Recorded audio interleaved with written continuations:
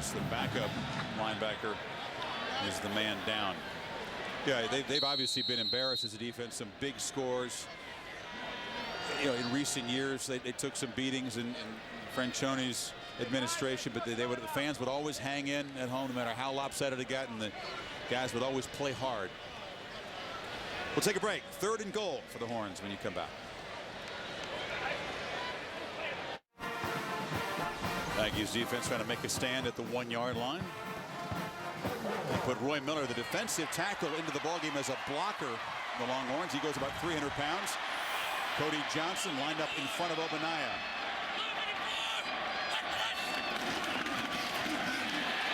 Muscling into the end zone for a touchdown. Big old Cody behind the block from the defensive tackle, his 11th rushing touchdown this season. D lineman loves that. Get in there, be part of a touchdown. Pure power down near the goal line. Absolute total power down by the goal line. This Texas offense has worn out the Aggies defense, and Miller 99, you see him there, big feller. Boy, he was great in our meetings, wasn't he? You talk about intensity, talking about this game. How would you feel if you were a linebacker having to deal with him lead blocking you, and he squats 690 pounds? Yeah, that's what, 300 leading 260 pounds into the end zone. Set up by the long catch and run of Jordan Shipley. Johnson punches it in, and the style points begin to pile up. 35-3 now with 14:25 to play. There's unfortunately a lot more to say than that. Oklahoma can make their own case. Even Texas Tech, which we haven't even talked about tonight. Now this is how the next chapter in all this will play out. Oklahoma and Oklahoma State. Prime time on ABC. Brent Musburger, Kirk Herbstreit, Lisa Salters will have that for you from Stillwater. There's a reason why this thing was first called Bedlam decades ago, because strange things happen. You know, Stoops' teams had its way with the Cowboys in recent years, but a couple of times Oklahoma State has risen up and spoiled potential championship seasons. Wasn't that long ago when we were talking about Oklahoma State and their offense and how powerful they were. I mean, this is a very good football team. Playing at home, Jesse, you know for a fact that their defense, they have the athletes capable of winning the game. Yeah, and if you look at Zach Robinson, Kendall Hunter, Des Bryant, there are players out there that can change the game on any given snap. Brent Venable did a great job last week against Mike Leach, had a great defensive game plan. Can Oklahoma duplicate that against another high-scoring offense at Oklahoma State?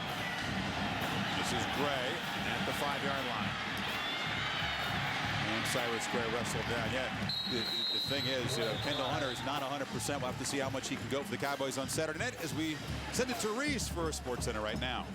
All right, Chris, if it's competitive NFL football games you crave, we had a plate full of turkeys on this Thanksgiving. Cowboys beat up on the Seahawks behind Tony Romo's day, 300+. See a couple of his touchdown passes there, 34-9 over the Seahawks. The other scores, Titans blew out the Lions. Eagles doing the same thing to the Cardinals. Westbrook, 2 rushing touchdowns, 2 receiving touchdowns.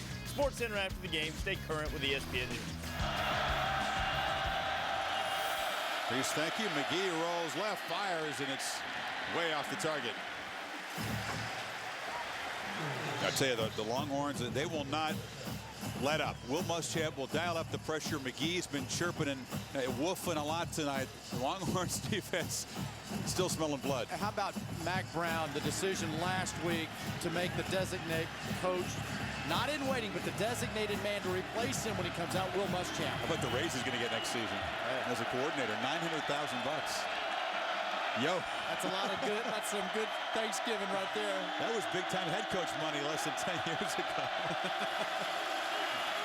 McGee batted away.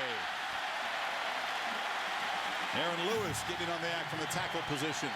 I think, to me, it's just the difference about this Texas defense. A lot of times you see dominant defenses, active defenses that are able to get pressure from the side of the pocket. But you look each and every snap, look at the push up the middle of the field that Texas gets. And as a quarterback, there is nowhere to step up.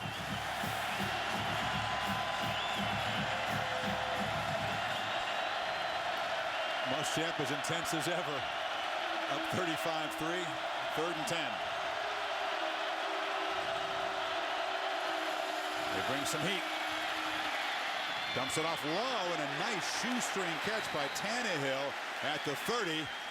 But Earl Thomas steps him right there after a 7-yard gain. And they're well short of the first down on 4th down now. Yeah, you wouldn't expect anything other than pressure to come their way. But this is a very fast, a young secondary that's only going to get better week after week. The more they're with Will Muschamp, the better this football team's going to become. What really helps the secondary, they have 2 freshmen playing safety right now, is that pass rush up front. So when you can get pressure with only 4 players, you're really helping out a young, inexperienced secondary on the back end. No, they need 3 yards here, or else Texas is going to have a very short field.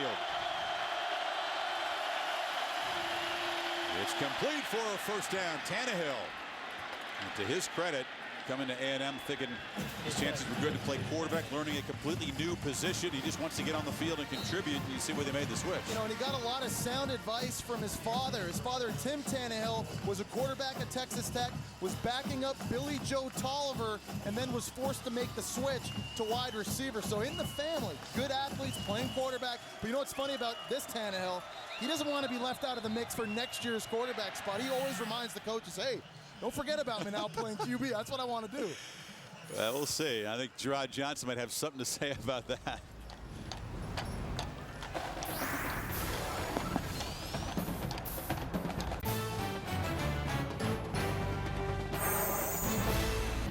ESPN's College Football Primetime is presented by Applebee's. It's a whole new neighborhood.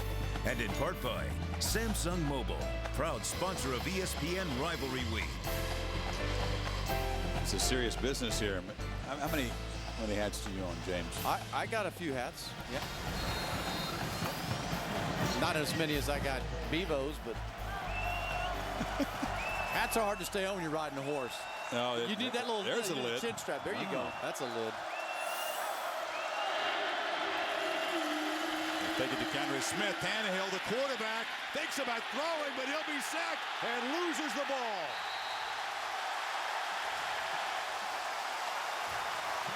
Henry Melton got the fumble. First turnover of the game, and Tannehill not making a strong case for the 09 quarterback job. Oh, Muschamp. There you go, Mr. Melton. Thank you very much. And I bet this right here will be some goodie bag material for Tannehill thinking about playing quarterback, because there are a lot of folks that get around the football. Mr. Arakpo from behind does not give up on the play. Arakpo and Melton combining on the forced fumble and the recovery. 2 of the seniors, the bookend defensive linemen. And the Horns take over at the 32. McCoy still in the game. Rondrell McGee. And this is Shipley. Some blocks on the edge for Jordan Shipley, who gets about 9. So McCoy in and still throwing, adding to an already superb evening. Well, just the accuracy from McCoy all night has been outstanding, as we've expected, but he's really been able to hurt Texas A&M tonight with his arm and with his legs. The award goes to college football's most outstanding player, and a guy who's got his team in the hunt for the national championship again tonight on the field, helping his team dominate a rivalry. This is big Cody Johnson, a chance to carry it, not from the 1, but he reaches the end zone anyway.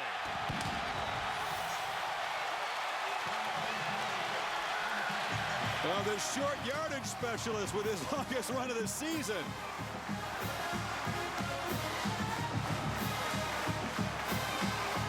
And they turn that turnover into a quick strike. 23 yards on that touchdown run. And the Horns achieving what they'd hoped, an emphatic victory. Yes, settling the score with the Aggies for the last couple of years, but also making a statement. Out of the hole of Shipley. Here's Hunter Lawrence. And check out the run of the season for Cody Johnson here. Not a bad Santa wish list there. Yeah, keep wishing. Big man breaking free.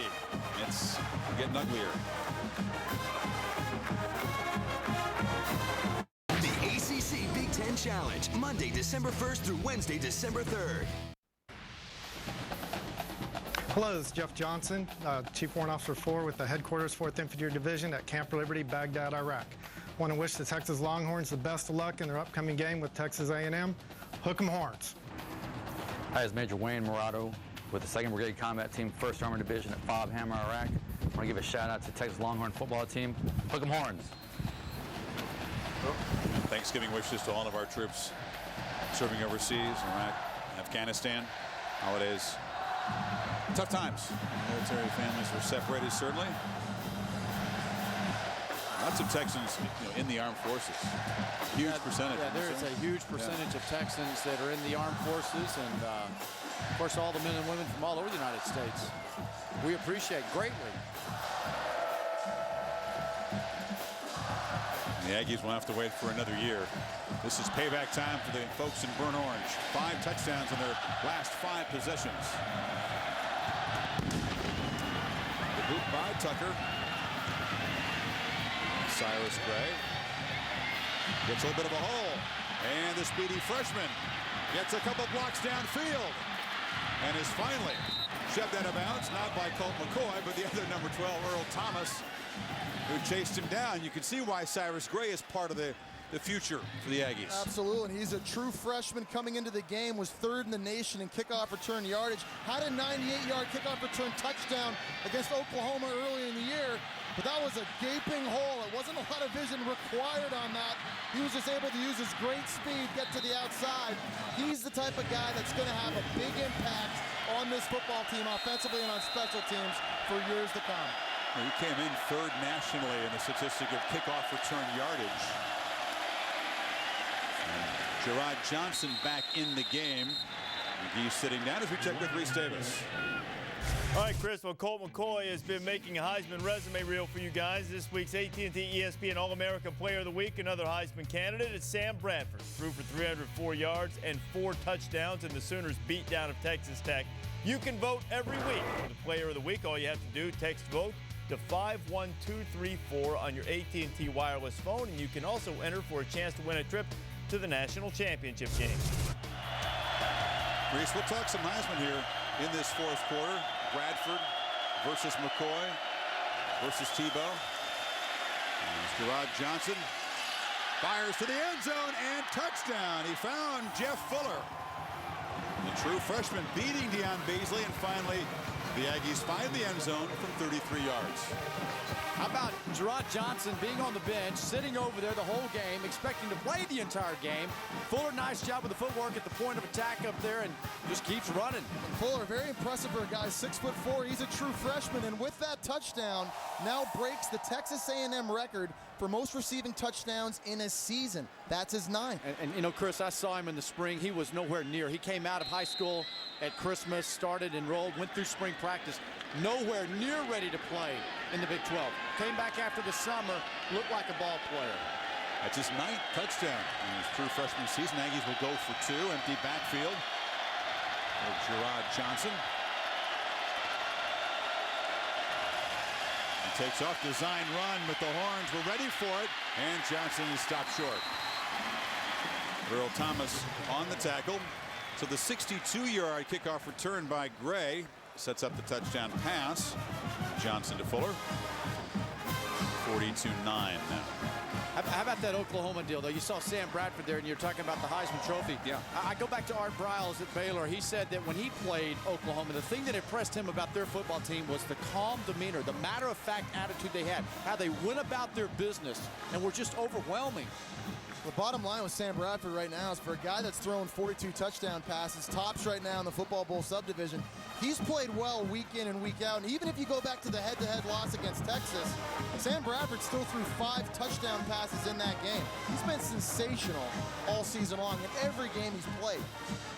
And you can't really blame McCoy for Texas's loss either. So yeah, it's tough. I mean, we can look at the stats. You have to believe that Graham Harrell and Michael Crabtree, Craig, as great as their seasons have been, that beatdown on the big stage in Norman certainly going to affect voters. Harrell was a clear straw poll front runner going in. Well, but he went head-to-head, you know, and Sam Bradford 14 out of 19 in that football game, and I think they now have to take a back seat and hope for some things to happen. Now it's Bradford that has to go and handle his business on the road in Stillwater, and it's been a tough place.